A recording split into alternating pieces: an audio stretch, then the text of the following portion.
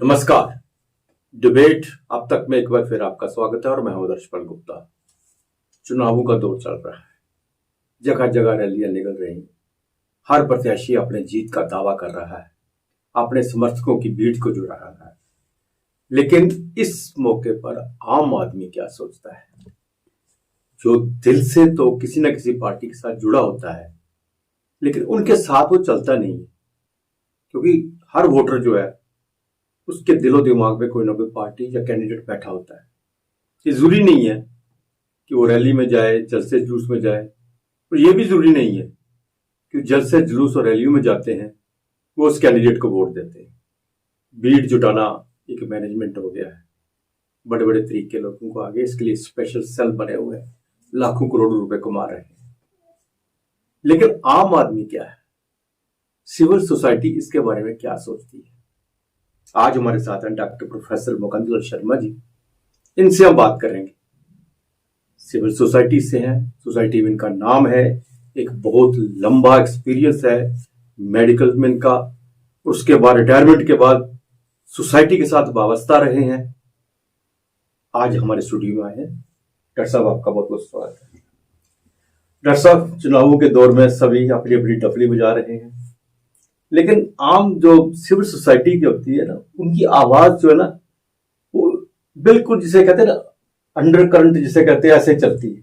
शोर तो वो करते नहीं है, किसी से ना तो रैली में जाते हैं, ना ही नारेबाजी करते हैं, लेकिन उनके दिलो दिमाग में सब कुछ बैठा होता है और उसका मैसेज जो है वो अपनी सोसाइटी में किसी ना किसी तरीके से पहुंचा देते हैं। इन चुनावों की हम बात करें नेशनल लेवल पे और आज जम्मू कश्मीर के बारे में, आपका क्या विचार है? आदर्श जी, आपका बहुत बहुत धन्यवाद और आपकी चैनल का बहुत बहुत धन्यवाद कि आपने मुझे इस काबिल समझा कि मैं आके अपने जो ऑडियंस है उससे मुखातिब हो सकूं, जो व्यूअर्स हैं। और आपने बड़ा एक पर्टिनेंट क्वेश्चन किया है जो कि हर एक इंसान के दिमाग में इस वक्त घूम रहा है। और ये सही बात है कि किसी के जो दिल में है वो जुबान पे बात नहीं आती, और जो जुबान पे है वो शायद आगे ट्रांसलेट नहीं होता।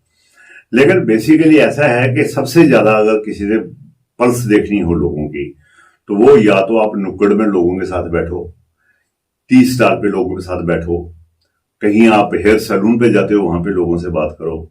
तो वहां पे जो जनता जनार्दन की एक जो आवाज है, देखो पहली बात तो ये है कि मैं कहता हूं कि हमने किसी पर्सन को डिस्कस नहीं करना। बिल्कुल बिल्कुल, ठीक है ना, क्योंकि जो लोअर लेवल की बात होती है वो पर्सन को डिस्कस करते हैं, जो थोड़े से ऊपर उठते हैं वो पॉलिसीज को डिस्कस करते हैं, जो सबसे ऊपर उठते हैं, जो मेच्योर्ड होते हैं, वो देश की बात करते हैं। देश आज कहां खड़ा है, 50 साल के बाद देश कहां होगा। ये मैं आगे भी एक बार कह चुका हूं कि हमें सियासतदान नहीं चाहिए, हमें चाहिए नेता, लीडर। क्योंकि सियासतदान आज की सोचता है, अगले 5 साल की सोचता है। एक जो नेता है, एक जो लीडर है, वो अगली सदी की सोचता है। नेता जो है वो आपकी जनरेशंस के बारे में सोचता है कि हमारा देश वो कहां होगा। तो मैं अपने आप को उस पार्ट पे केंद्रित करता हूं कि जो मेरा अपना पर्सनल नजरिया है कि देश हित, राष्ट्र जो सर्वोपरि है, और उसके बाद देश का हित जो सर्वोपरि है, और देश का जो भला है, और उसमें जो नेशनलिज्म है और पेट्रियटिज्म है, देशभक्ति जो है, बस उसको मैं सेंटर में रख के मैं बात करता हूं। और जैसे मैंने जनता की आवाज लोगों में सुनी है, और जैसे मैं मीडिया में देखता हूं, पढ़ता हूं, लिखता हूं, सुनता हूं, इलेक्ट्रॉनिक मीडिया में, प्रिंट मीडिया में, मैं तो कहता हूं कि इस वक्त हमारे जो देश के प्रधानमंत्री हैं श्री नरेंद्र मोदी जी, उन्होंने देश को वैसी जगह पहुंचाया है अब पिछले 10 सालों में, जहां पे कि शायद कंबाइंड एफर्ट करके भी हमने पिछले सालों में अचीव नहीं किया। मेरा ये कहने का कतई मतलब नहीं है कि पिछली पार्टियों ने कोई काम नहीं किया, हर एक ने अपना अपना योगदान दिया है, लेकिन योगदान का एक महत्व है कि किसने कितना योगदान दिया। अब एक चीज मैं और कहना चाहता हूं कि लोगों में आम कंफ्यूजन है कि लोग जब कैंडिडेट सिलेक्ट करते हैं तो वो कोई अपनी जातिवाद देखता है, क्योंकि हमारे देश में डिविजिव जो पॉलिटिक्स है ना वो बड़ी ज्यादा हुई है। किसी ने देश को मजहब के रूप में बांटा, किसी ने रीजन के रूप में बांटा, किसी ने कलर के रूप में बांटा, किसी ने क्षेत्रवाद में बांटा, किसी ने जातिवाद में बांटा, और किसी ने गरीब और अमीर में बांटा। और ये सब तरीका ये था कि वोट बैंक बढ़ाने का। यहाँ पे हिंदुओं के साथ भी बेइंसाफी हुई है, मुसलमानों के साथ भी हुई है, सिखों के साथ भी हुई है, और बाकी जो कौमों के साथ भी हुई है, क्योंकि हर एक ने अपने सहूलियत के मुताबिक उनको इस तरीके से इस्तेमाल करना चाहा कि वोट बैंक बने। किसी के देश में, किसी के मन में ये बात नहीं आई कि कल को ये जागरूक हो जाएं, ये जाग जाएं, और ये हाथ में पत्थर पकड़ने के बजाय इनके हाथ में कंप्यूटर हो, इनके हाथ में गन होने के बजाय इनके हाथ में कलम हो। तो मैं ये कहना चाहता हूं कि लोगों को जो रुझान है वो लोगों के मन में मोदी जी के प्रति बहुत निष्ठा है। भारतीय जनता पार्टी ने जितने अच्छे काम किए हैं बहुत ज्यादा किए हैं, और भारतीय जनता पार्टी के जो रिप्रेजेंटेटिव हैं इस वक्त जो कहां इलेक्शन लड़ रहे हैं, उन्होंने भी अपने अपनी जगह बहुत काम किए हैं। अब क्वेश्चन ये है कि हम मेंबर पार्लियामेंट के इलेक्शन को, जिसमें कि देश में हमने एक पार्लियामेंट बनानी है, जिसमें कानून बनाने हैं जो अल्टीमेटली इंप्लीमेंट हो रहे हैं, हम उस इलेक्शन को एमएलए के इलेक्शन से कंपेयर नहीं कर सकते, जो कि स्टेट के लेवल के इशू होंगे। और एमएलए के इलेक्शन को हम वार्ड मेंबर के साथ इलेक्शन के साथ, कारपोरेटर के इलेक्शन के साथ, या उसको हम सरपंच और पंच के इलेक्शन से नहीं कर सकते, क्योंकि जब पंच और सरपंच की बात आती है तो वहां आपस में पर्सनल नाराजगियां भी आती हैं। जब एमएलए की बात होती है तो वहां पे अपने गली और मोहल्ले की डेवलपमेंट की बात आती है। लेकिन जब मेंबर पार्लियामेंट की बात आती है, हमने देश की नींव को कितना मजबूत रखना है, इसको कैसे करना है, इसलिए मैं सोचता हूं कि ये हमें डिफरेंशिएशन पता होना चाहिए। क्योंकि अगर हम इस वक्त नहीं चुनेंगे प्रॉपर अपने रिप्रेजेंटेटिव, हमारे कानून कौन बढ़ाएगा? आज अगर देश में अनार्की है, बाहर के देशों के हाथ भी हैं हमारे देश को डिस्टेबलाइज करने के लिए, और उनको टैकल करने का सिर्फ एक ही तरीका है कि हमारे पास स्ट्रांग जो है वो कानून हो। और कानून कौन बनाएगा? पार्लियामेंट बनाएगी, संसद बनाएगी। और अगर हम संसद में सही लोगों को नहीं भेजेंगे तो फिर हमारे पास ताकत कहां रहेगी? इसीलिए वो किसी ने जैसे कहा है कि हमें अभी समझ जाना चाहिए, क्योंकि तारीख की आंखों ने यह दौर भी देखा है, लम्हों ने खता की थी, सदियों ने सजा पाई। हम नहीं चाहते कि हमारे लम्हे खता करें और हम सदियों की सजा पाएं। डॉक्टर साहब, आप डॉक्टर हैं, नब्ज पकड़ के मरीज के हालात बता देते हैं, और उसके साथ साथ आप राइटर भी हैं। और राइटर जो है वो सोसाइटी की नब्ज पकड़ लेता है, अच्छी तरह पकड़ता है, और उसे बयान भी कर देता है अपने अंदाज के साथ ही, जिस तरह से आपने अभी किया भी है।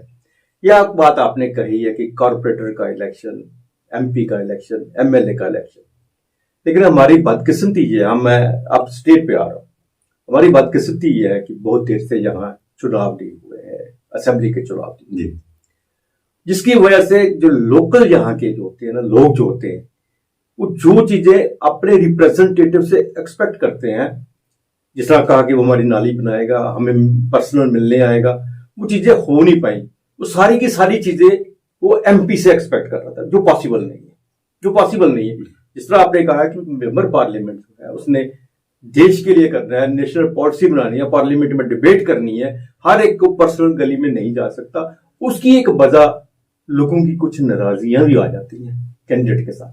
बिल्कुल, इसके ऊपर सोसाइटी का आपका बहुत बड़ा फर्ज बनता है कि सोसाइटी को मोबिलाइज करना, उनको ये बातें सब कुछ समझाना। उसके लिए क्या कर सकते हैं? उसके लिए आदर्शी मैं तो यही कहूंगा कि पहली बात यह है कि लोगों को जो छोटी छोटी बातें हैं, जो कि अभी हमें लगती है कि जी टमाटर इतना महंगा हो गया, वो हो गया। देखो, कल को पहली बात तो यह है कि हमारा देश जो है वो उसका जो अस्तित्व है, उसकी जो प्रेस्टेज है, हमें कितना फख्र होता है कि हमारे देश ने कोविड में वैक्सीन बनाई और लोगों को भी दी, दवाइयां लोगों को भेजी, चंद्रयान में हम जा पहुंचे हैं, हमारी डेवलपमेंट कहां जा पहुंची है, हाईएस्ट ब्रिज हमारे यहां पे बन रहे हैं, सड़कें बन रही हैं। लेकिन कई लोगों को ये दिखाई नहीं दे रहा। देखो, किसी आदमी को मोतियाबिंद हो तो उसका इलाज होता है ऑपरेशन, किसी की नजर खराब हो तो उसका इलाज होता है ऐनक लगाना। लेकिन किसी का नजरिया खराब हो, बिल्कुल, किसी की नीयत खराब हो, किसी की नीति खराब हो, तो फिर उसके अगर नेता भी खराब हो तो फिर उस देश का तो खुदा ही हाफिज है। तो मैं तो ये समझता हूं कि हमें ये सोचना चाहिए कि प्रधानमंत्री को ये समझते हुए, सरकार के हेड को ये समझते हुए कि वो हमारा घर का मुखिया है, हमारे घर का मुखिया मजबूत होगा तो हमारे घर का रेपुटेशन ठीक होगा, हमारा घर ठीक होगा, हमारे घर की पॉलिसी ठीक होगी। टमाटर क्या भाव बिकता है, प्याज का भाव बिकता है, हम ये सोचते हैं कि तब सिलेंडर तब क्या था और आज क्या है। हमें यह भी सोचना चाहिए कि तब मजदूरी क्या थी और आज क्या है। मैं जितनी हमारे वक्त में, मुझे याद है जब 6वीं 7वीं में पढ़ता था तो वहां पे किसी एक बंदे की आपस में आर्गुमेंट हो गई, तो वहां पे एक ऑफिस में बंदा काम करता था, तो उसने जाकर उस बंदे को कहा कि तू मुझे क्या समझता है, मेरे से तमीज से बात कर, तुझे नहीं पता कि मैं 70/6 130 के ग्रेड में काम करता हूं। तो 70/6 30 ग्रेड आप देखो कहां है। और आज एक आदमी की पर डे इनकम जो है मिनिमम कितनी है, मजदूर 800 रुपए लेता है। तो हर तरीके से तरक्की हुई है, उसको आप इन्फ्लेशन भी कह सकते हो। लेकिन जिस तरह से हमारे देश का नाम ऊंचा होने की वजह से पहले हम जाकर लास्ट लाइन में खड़े होते थे, और आज हमारे देश के प्रधानमंत्री को लोग आगे खड़े होकर रिसीव करते हैं, उसको पांव को हाथ लगाने की कोशिश करते हैं। और आज हम कई जगह पे हम लोग प्रतिनिधित्व उसका मेंबरशिप तो नहीं, मैं कहता हूं हेड भी किया है। G20 की हमने ये यहाँ पे उनको ऑर्गेनाइज किया है कंट्री में कितनी जगह पे। तो इससे मुल्क का जो है सिर कितना ऊंचा होता है।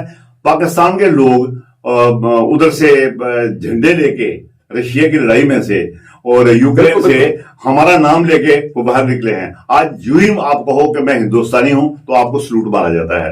मैं अभी 4-5 दिन पहले देख रहा था, एक बंदा है वो कनाडा में, उसकी ट्रांसपोर्ट है, तो वो कहता है मैंने किसी उससे दूसरे देश का बंदा जो था वो ड्राइवर रख लिया मैंने, तो उसको स्टॉप कर दिया उन्होंने, क्योंकि वो किसी दूसरे देश का था। और जो ही उसने कहा कि मैं भारतीय के अंडर काम करता हूं, उन्होंने उसको आके जाने दो। तो मैं सोचता हूं, और खास करके हमारे में राष्ट्रवाद और देशभक्ति तो कूट कूट के भरी हुई है।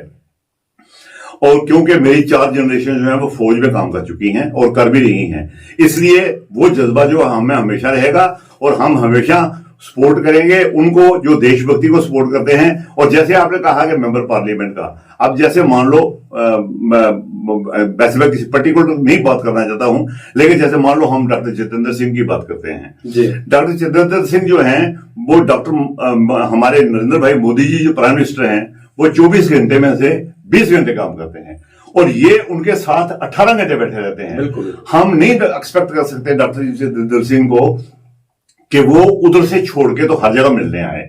हालांकि उन्होंने भी लंबी लंबी पॉलिसीज जो हैं वो मोदी साहब का जो काम है उसको प्रोजेक्ट भी किया है, उसको लोगों को दिखाया भी है, और ये भी उनका काम है। कठुआ से डेवलपमेंट शुरू करो तो आगे चलते जाओ तो हर 20 मील के बाद आपको एक डेवलपमेंट मिलेगी।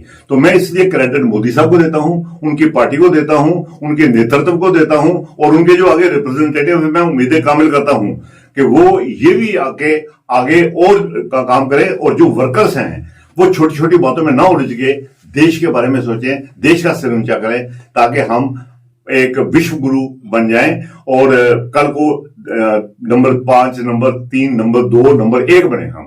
डॉक्टर साहब, आपने अब डॉक्टर जितेंद्र सिंह की जो बात की है, उनके जो अगेंस्ट जो प्रेजेंट कर रहा है चौधरी लाल सिंह, वो भी 2 बार सांसद रहे। हालांकि उन्होंने डोगरा स्वाभिमान संगठन बनाया और डोगरों की आवाज ली, और आज पीडीपी की भी समर्थन ले रहे हैं, जिसके विरुद्ध उन्होंने बहुत से नारे वारे किए। उनका एक ही बात है, मैं पहाड़ पे चढ़ जाता हूं, मैं उस सुबह उतरता हूं, वो चलता हूं। डॉक्टर साहब, जिस तरह से आपने कहा, क्या पहाड़ पे चढ़ के किसी के घर जाना जरूरी है, या पहाड़ के ऊपर उस घर में मेडिकल किट पहुंचाना जरूरी है जिसकी उनको जरूरत है? क्या पहाड़ से कूदना जरूरी है, जब पहाड़ के उन घरों में वो आर्टिफिशियल इंटेलिजेंस जो मेडिकल वैन का पहुंचाना जरूरी है, जिनसे वहां पे उन्हीं की भाषा से बात करके, डॉक्टर को कंसल्ट करके उनको हर चीज मिल रही है? उसने कहा, मैं थोड़ा सा आपसे क्वेश्चन, जब चौधरी लाल सिंह ने ज्वाइन किया तो कहा जी हमारे राजमा है, हमारे चावल है, केसर है, ये है, वो आइए वहां पे। 10 साल एमपी रहे। इन चीजों को वो पूरे देश में छोड़ के हिंदुस्तान में भी नाम नहीं कमाया। आज जीआई टैग लगा, पूरा वर्ल्ड इनको जानता है, हर एक चीज जानता है। डॉक्टर जितेंद्र सिंह की वजह से क्यों नहीं हम उनका नाम ले सकते? नहीं, हम बिल्कुल नाम ले सकते हैं हर एक का। डॉक्टर जो चौधरी लाल सिंह हैं, उन्होंने भी अपने वक्त में जब उनका टेन्योर था, उन्होंने भी काम किए। उनके कामों को भी कई लोग आज भी अप्रिशिएट करते हैं। बहुत से लोगों के उन्होंने फायदेमंद किए हैं। लेकिन इन 2 सिचुएशंस में इस वक्त इनको कंपेयर करना मुश्किल है, और खास करके वो चौधरी साहब जिस पार्टी में हैं अब, उस पार्टी का अगर आप इस वक्त हम डिस्कस करने लगे तो बहुत लंबा चौड़ा है। एक बहुत लंबा चौड़ा डैमेज हुआ है मुल्क को, जो कि शायद नहीं हो सकता। अभी दूसरी एक और पार्टी है जिसके जो सीएम हैं वो अभी कहते हैं कि मैं जी बाहर से, मैं जेल से अंदर से जाकर एडमिनिस्ट्रेशन करूंगा, और यहाँ पे एक आदमी जो है 2 रुपए की अगर रिश्वत लेता पकड़ा जाए, वो चाहे वो पियोन हो, तो उसको हम नौकरी से निकाल देते हैं। तो मुझे लगता है ये तो हिपोक्रेसी है। और इसमें तो मैं इसलिए मैं पार्टियों को तो ये कहूंगा कि जब भी आप अपने नेता सेलेक्ट करें, नेता भी बहुत अच्छे होते हैं, हम किसी पर्सन को कोई डिस्कस नहीं करते, नेता ने अपने अपने काम किए हैं, हर एक ने अपने अपने वक्त में अच्छे अच्छे काम किए हैं, सुधार भी लाए हैं अपने हिसाब से। लेकिन जिनके सुधार अब हुए हैं 9 साल में, चाहे बुनियाद उसकी किसी ने भी रखी हो, किसी बात को, किसी चीज को कंप्लीट करना, उसको पाया तकमील तक पहुंचाना भी तो एक अचीवमेंट है ना। तो ये सारी अचीवमेंट्स हम इग्नोर नहीं कर सकते। यही तो बिल्कुल सही कही, क्योंकि आम लोग समझता कांग्रेस का रमन बनना जम्मू से खत्म हुआ, जम्मू की जो कॉन्स्टिट्यूंसी कर, आम लोगों की आवाज है। अगर असेंबली के चुनाव होते तो हम इनको देते, क्योंकि घर घर पहुंचते हैं। बिल्कुल, मैं वही कहता हूं, जब पार्लियामेंट के चुनाव है तो इनके बारे में सोचना पड़ता है। बिल्कुल मैं सही कह रहा हूं, यही कह रहा हूं मैं कि जैसे चाहे रमन बल्ला जी हों, चाहे चौधरी लाल सिंह जी हों, इन लोगों ने अपने अपना स्थान बनाया हुआ है, इनकी भी लोगों के दिलों में जगह है। लेकिन हमने मुद्दा इस वक्त क्या देखना है, देश का। बिल्कुल बिल्कुल, क्योंकि देश जो है, अगर देश रहेगा तो हम रहेंगे तो सुविधाएं मिलेंगी तो लॉ एंड ऑर्डर मेंटेन होगा, तो नालियां भी बनेगी, टमाटर भी सस्ते होंगे, प्याज भी सस्ता होगा, आलू भी सस्ता होगा। इसलिए मैं मोदी जी को भी और सारे जो पार्टी के नेता हैं, एक दूसरे पे ऊपर कीचड़ उछालने के बजाय मैं ये कहूंगा कि देश हित की बात करो। और जहां पे कोई जो भी हो, किसी भी पार्टी में हो, चाहे वो कांग्रेस में हो, चाहे बीजेपी में हो, जहां पे देश हित की बात आए उस पार्टी को छोड़ दें वो, और देश हित में वो कर दें। क्योंकि ये जरूरी नहीं है, कई बार आपको लग रहा होता है टीवी पे डिस्कशन सुनते हुए कि कोई बंदा ऐसे गंदे बंदे को और गलत बंदे को डिफेंड कर रहे हैं कि हमें शर्म आती है कि ये आपस में घर जाके सोचते होंगे मैंने क्या किया। ये तो अपने आप में वो गिल्टी फील नहीं होना चाहिए। तो मैं ये कहूंगा कि जो पौधा अच्छा लगा हो तो उसका फल भी अच्छा होगा। वो कहते हैं कि शजर जब भी लगाओ तुम, शजर होता है पौधा, कहता है शजर जब भी लगाओ तुम, जमीनों को परख लेना कि हर मिट्टी की फितरत में वफादारी नहीं होती। तो उस मिट्टी की वफादारी जो है, हर पार्टी में वफादारी नहीं होती। तो वो आप वफादारी देखें, राष्ट्र हित देखें, देश हित देखें, नेशनलिज्म देखें। हमारा हिंदुस्तान जिंदाबाद और वंदे मातरम, जय हिंद, जय भारत। लेकिन मैं डॉक्टर साहब आपको जाने से पहले ना एक मैसेज सोसाइटी के लिए चाहता हूं, लेकिन वो भी शायरी में, क्योंकि आप लिखते बहुत अच्छा है। शायरी में मैं खुद तो शेर नहीं लिखता हूं, लेकिन ऐसा है कि पहली बात तो ये मैं ये कहूंगा कि लोग जो हैं वो आपस में एक दूसरे का ध्यान रखें, एक दूसरे को एहतराम दें। कोई छोटा को बड़ा नहीं होता।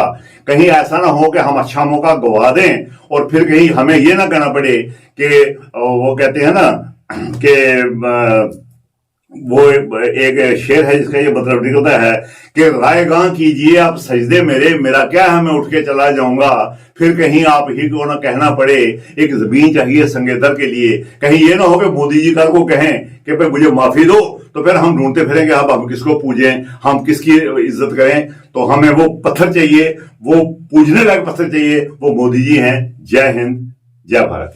बहुत बहुत धन्यवाद डॉक्टर साहब, आप स्टूडियो में आज के लिए इस वक्त रहे। नमस्कार।